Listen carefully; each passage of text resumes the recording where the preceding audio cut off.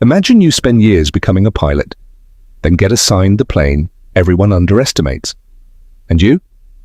You are about to discover why that assignment changes your entire life.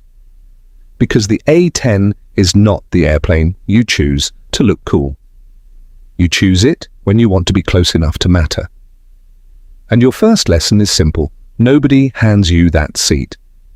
First, you have to survive the part where everyone thinks they are special.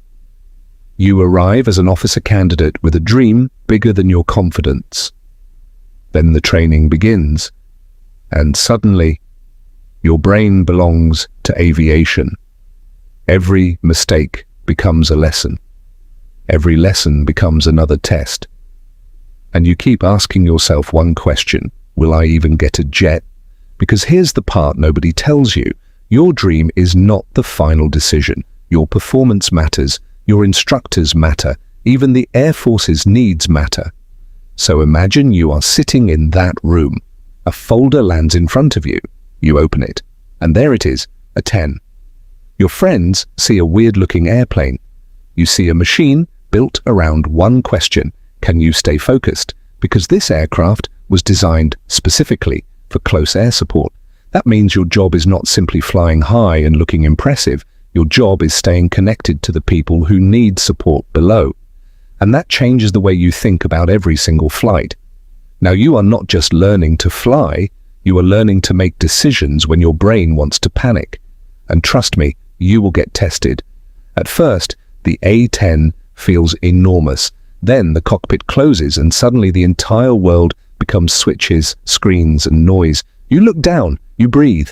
Then you realize the airplane is waiting for you to stop being afraid. So you push the throttle. The runway disappears behind you. And now you are officially responsible for a very expensive flying machine. No pressure, right? But here is where your life gets genuinely different. You stop thinking like someone trying to impress people. You start thinking like someone people depend on. And honestly, you can feel that change happening. Your voice gets calmer. Your checklist gets faster. And the airplane stops feeling like a machine. It starts feeling like something you understand. You know its sounds. You know its habits. You know exactly when something feels wrong. And that confidence is not arrogance. It is repetition. You practice until your hands move before fear gets a vote. Be honest. Would you actually choose the A-10 after hearing this? What if the aircraft everyone jokes about is actually the one you trust most? That is the strange thing about becoming an A-10 pilot. The aircraft becomes less about the image and more about the responsibility. You start understanding why pilots talk about the Warthog differently, because it was built for a very specific kind of work. It can stay near the action longer than you might expect.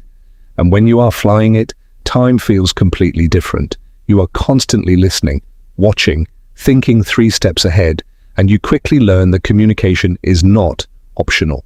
One unclear message can create an entire chain of confusion, so you learn to speak clearly, quickly, and without wasting words. Now look at your life outside the cockpit. You are still just you. You still get tired. You still miss people. You still question yourself.